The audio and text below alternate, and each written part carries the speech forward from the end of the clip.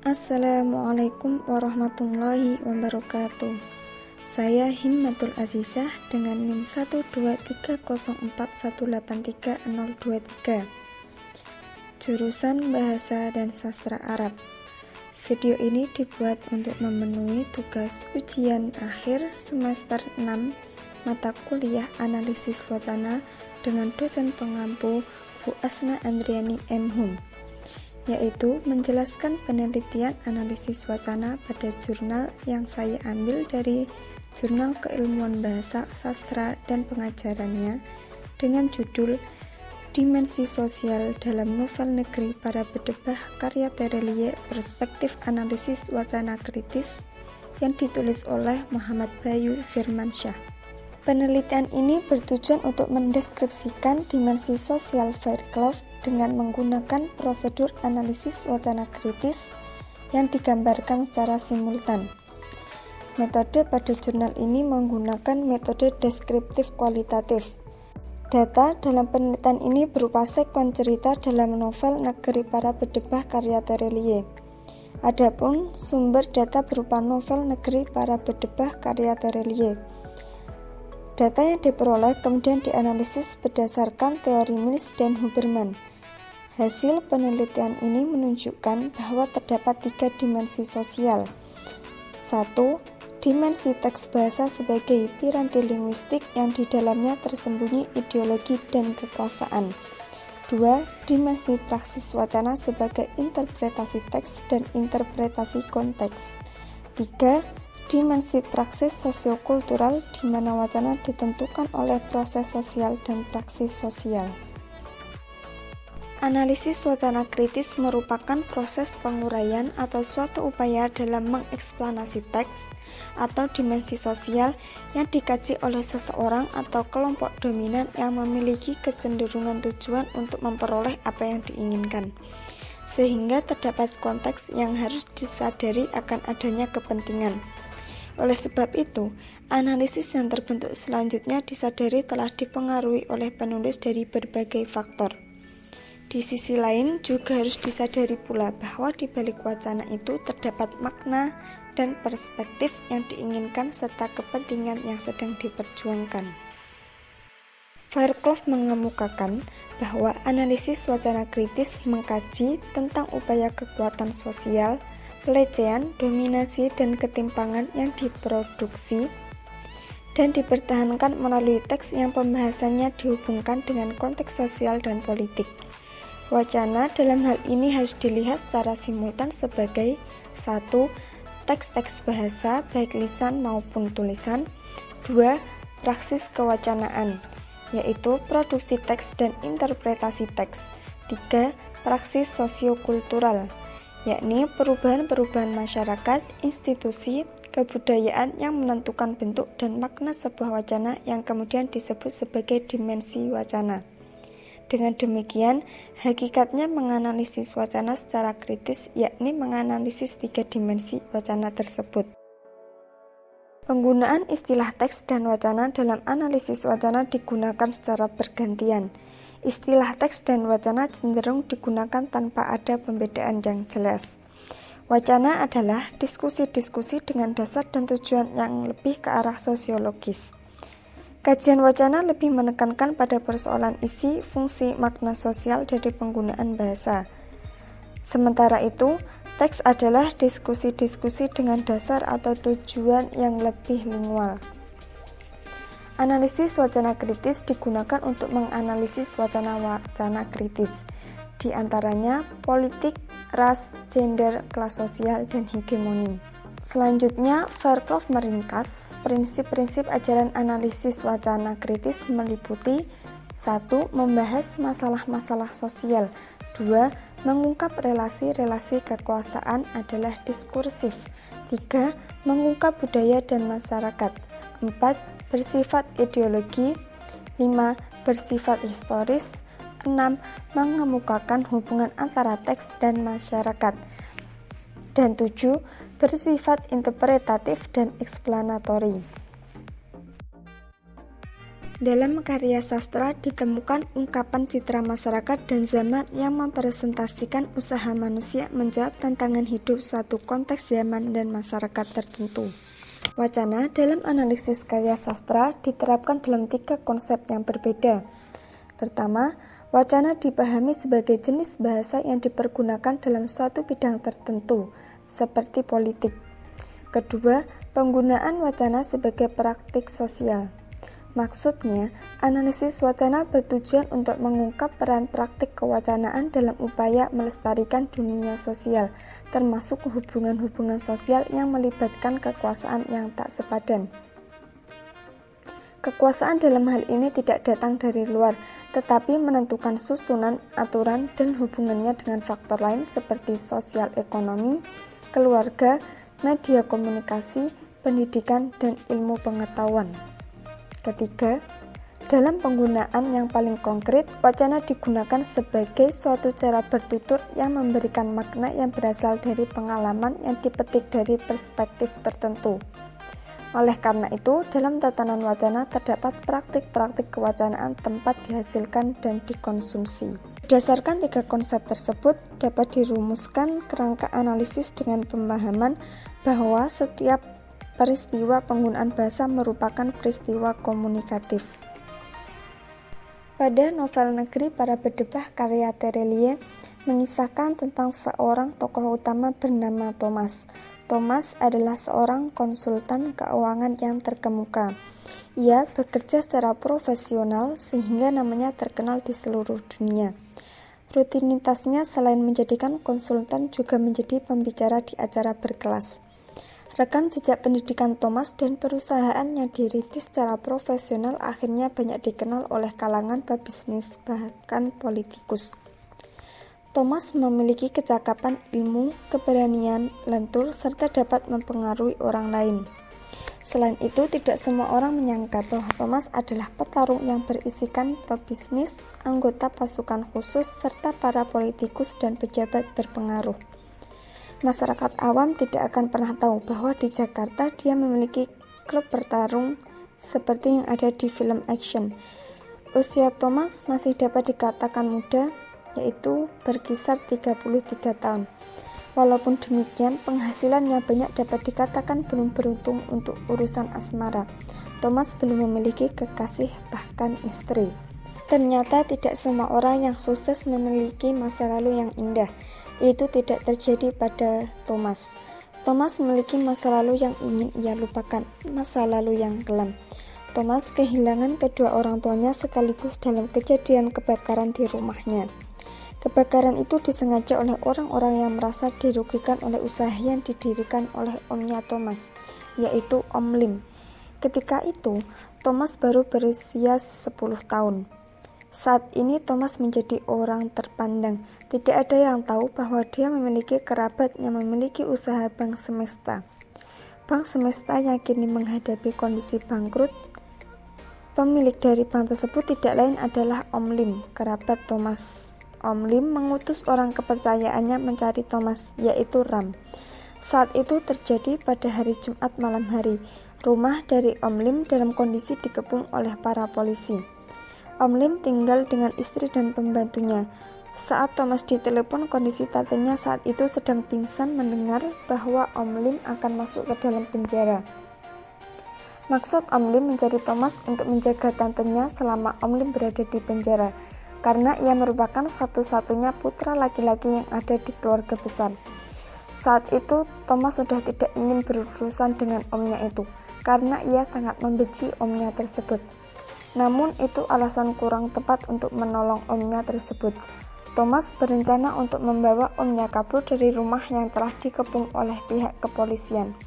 Jika Om Lim tertangkap, maka selesai sudah nasib bank semesta dalam hari itu juga. Karena pikir Thomas tanpa tanda tangan sang pemilik bank, maka bank tersebut tidak akan dibekukan. Thomas berpikir untuk membawa Om Lim ke tempat persembunyian. Setelah membiarkan Om Lim di tempat aman, maka giliran Thomas untuk melakukan misi penyelamatan bank semesta. Thomas hanya memiliki waktu hingga hari Senin pukul 8 ketika bank buka. Rencana awal dengan mengundang beberapa media televisi hingga editor majalah untuk membantu keberhasilannya menyelamatkan bahan tersebut. Dalam upaya menyelamatkan bahan tersebut, Thomas menjadi salah satu buronan. Tidak hanya Thomas yang menjadi buronan, wartawan wanita yang telah mewawancarai dirinya di pesawat dari London pun juga wartawan tersebut bernama Julia. Gambaran kisah novel Negeri Para Berdebah karya Terelie di atas syarat dengan dimensi sosial, yakni pertama dimensi teks, kedua dimensi praksis kewacanaan, ketiga dimensi praksis sosiokultural. 1. Dimensi teks. Dalam novel Negeri Para Berdebah karya Terelie terdapat kata-kata ideologis yang diperjuangkan. Melalui kata-kata tersebut, pengarang ingin menyampaikan ideologinya. Pengarang mengajak pembaca untuk dapat memaknai kata-kata ideologis yang sering digunakan. Kata-kata tersebut seperti pada data berikut. Kata berdebah menurut KBBI memiliki arti celaka atau sebagai makian. Kata tersebut memiliki relasi makna ideologis dengan pejabat pemerintah yang dengan sengaja menggunakan kekuasaan dan wewenangnya. Kekuasaan dan wewenang tersebut tidak berdasarkan tugas yang diembankan, melainkan pada ambisi pribadi, kadang lebih pada kepentingan golongan ketika dibutuhkan. Justru yang lebih parah ketika kekuasaan dan wewenang digunakan untuk mendapatkan keuntungan pribadi maupun golongan. Hal tersebut dapat dilihat pada data berikut. Data tersebut menunjukkan bahwa berdebah yang dimaksud adalah pejabat pemerintah yang ingin menutup bank semesta yang dikelola oleh Om Lim. Thomas ingin menyelamatkan bank tersebut demi harga diri, karena Om Lim telah berjanji akan mengganti seluruh uang nasabah. Thomas menyadari jika Om Lim memang salah dalam mengelola bank semesta dengan memanfaatkan kedekatan dengan para pejabat dan petinggi negeri ini. Tetapi Thomas juga menyadari bahwa dalam hal ini, Om Lim yang dikorbankan hanya untuk mendapatkan keuntungan pribadi dan golongan oleh para pejabat tersebut. Hal tersebut terdapat pada data berikut. Kata berdebah yang digunakan oleh pengarang masih konsisten untuk mewakili pejabat dan petinggi yang korup. Korup dimaknai oleh pengarang sebagai penyalahgunaan wewenang dan kekuasaan untuk mendapatkan tujuan, yakni meraup uang yang sebanyak-banyaknya. Di sela perjuangan Thomas untuk membantu Om Lim, ternyata dia menemukan sosok yang dahulu membunuh papa dan mamanya ketika dia masih kecil. Seolah menjadi pembakar semangat, maka Thomas tidak segan untuk membalaskan dendamnya di sela perjuangannya membela Om Lim. Dari beberapa teks di atas, pengarang memegang kendali interaksional dalam menentukan kata-kata ideologis. Pembaca di dalam teks dan pembaca di luar teks dikendalikan oleh pengarang dalam interaksinya. Pengarang dominan dalam menentukan interaksional. Apabila novel Negeri Para Berdebah ini dibacakan tanpa identitas pengarang dalam mengkonstruksi pembaca melalui bahasa yang digunakan. Dimensi praksis kewacanaan. Melalui genre novel Negeri Para Berdebah karya Terelie, pengarang mengembangkan wacana kritis dan gagasan perlawanan progresif ideologis. Pengarang melakukan perlawanan serta berdiri tegak terhadap tatanan sosial yang timpang. Pembaca dengan mudah dapat memaknai kata demi kata yang dijalin oleh pengarang. Pilihan kata ideologis yang lazim dan sering didengar di masyarakat sehari-hari dalam novel ini menjadikan pembaca mudah menerima dan memahaminya. Pengarang sangat kritis dalam mengeksplorasi dan mengeksplanasi kondisi Indonesia pada era reformasi. Sebagai warga bangsa yang mewakili subjek kolektif masyarakatnya, melalui genre wacana novel ini, pembaca disuguhkan ironi-ironi yang mempertanyakan menuju kesadaran diri pembaca terhadap kondisi politik negara Indonesia. Seperti pada data berikut. Kalimat-kalimat novel yang disuguhkan tidak berbeda dengan kalimat informatif yang memiliki fungsi memberitahu untuk menguatkan pemahaman pembaca. Dalam perspektif ini, pengarang mengajak pembaca menuju kesadaran betapa dunia politik di negeri ini tempat mereka tinggal sangatlah memalukan, serta tidak ada kebanggaan bagi masyarakat Indonesia.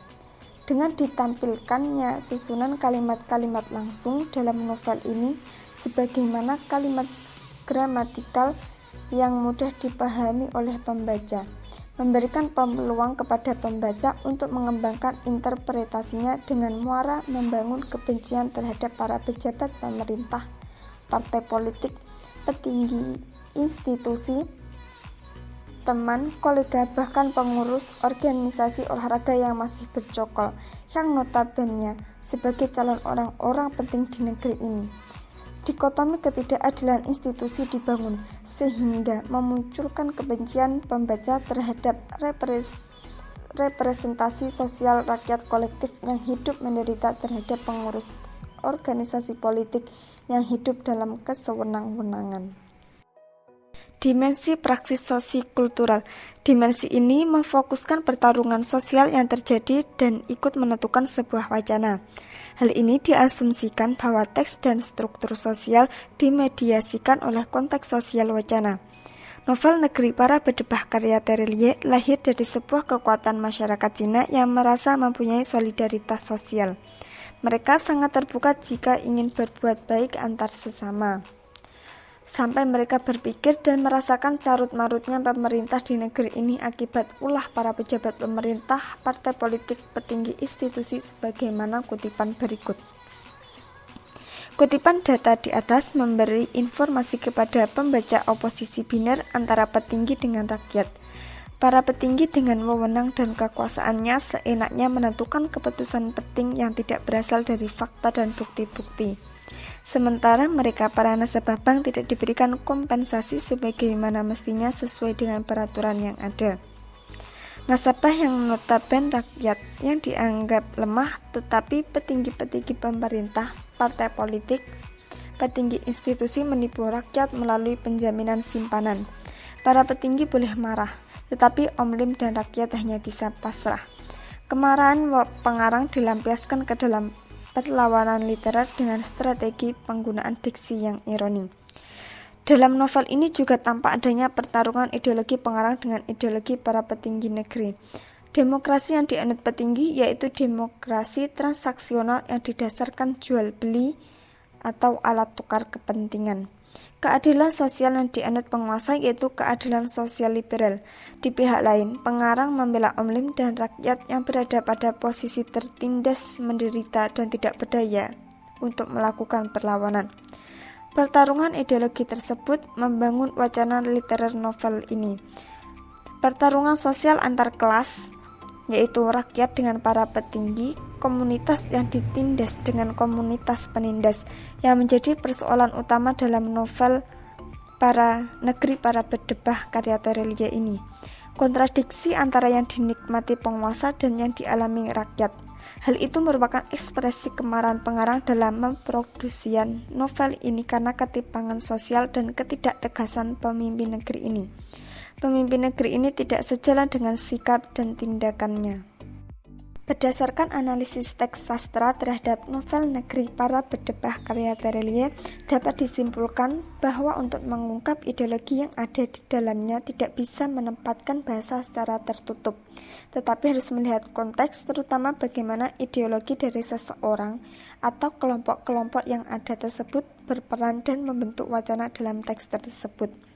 Selain itu, teks sastra sangat bergantung pada situasi saat penciptaan dan individualisasi pengarangnya, sehingga makna yang terkandung di dalamnya tidak dapat ditentukan dari susunan kebahasaannya saja, tanpa mempertimbangkan susunan retorika yang terkait dengan situasi konteks komunikasi yang mendukungnya. Situasi komunikasi begitu penting dalam teks sastra yang biasanya tergambar dari latar dan sudut pandang pengarangnya. Situasi percakapan atau rasa, atau sikap pengarang terhadap pokok permasalahan, dan nada atau sikap pengarang terhadap pembacanya. Signifikasi suatu teks sastra yang terlepas dari situasi komunikasinya adalah sesuatu yang kosong. Hanya situasi yang memungkinkan terbentuknya kondisi suatu teks dan dapat memberi makna pada teks itu. Sekian dari saya, semoga bermanfaat. Wassalamualaikum warahmatullahi wabarakatuh.